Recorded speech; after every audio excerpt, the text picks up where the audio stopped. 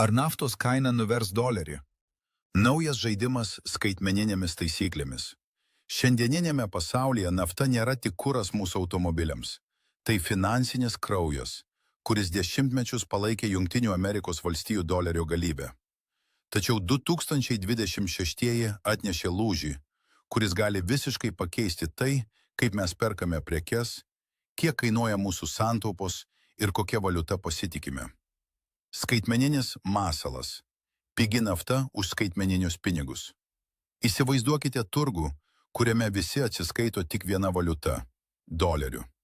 Staiga vienas didžiausių pardavėjų, pavyzdžiui, Jungtiniai Arabų Emiratai, kurie gegužės 1 dieną oficialiai paliko OPEC, pasako, jei mokėsite ne doleriais, o naujais skaitmeniniais pinigais, naftą parduosiu 30% pigiau. Tai nėra fantastika. Štai kaip veikia šis mechanizmas. Pirmas. Nuolaida kaip motyvas.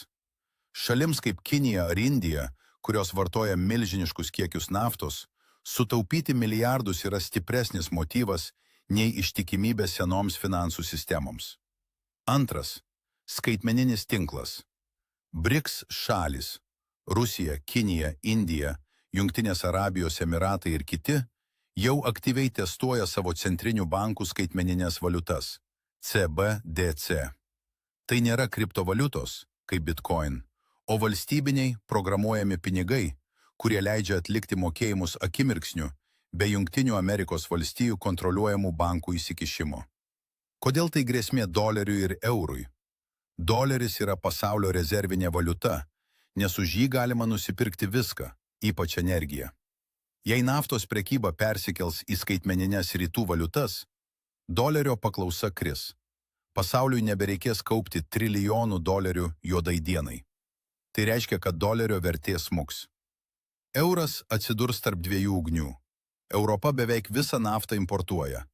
Jei tiekėjai pareikalaus mokėti ne eurais, o skaitmeninėmis rytų valiutomis, Europa bus priversta jas pirkti, taip silpnindama savo valiutą ir didindama infliaciją namuose.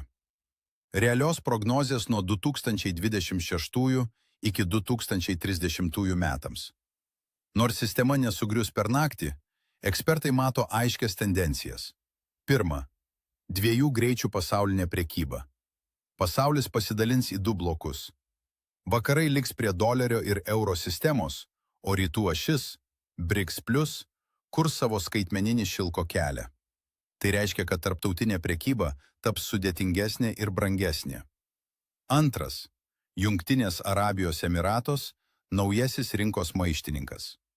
Pasitraukę iš OPEC, Emiratai planuoja iki 2027 metų pasiekti 5 milijonų barelių per dieną gavybą.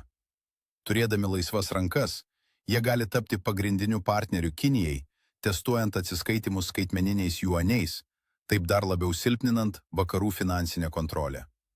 Trečias. Infliacija Europoje taps lėtinė. Dėl energetinės priklausomybės euras bus labiausiai pažeidžiamas. Jei nafta brangs dėl geopolitinės įtampos, kaip matome dabar dėl uždaryto Hormūzo sąsiaurio, o doleris stiprės kaip saugus uostas, europiečiai už viską, nuo kuro iki duonos, mokės brangiau. Ketvirtas. Skaitmeninis euras. Bandymas gelbėtis.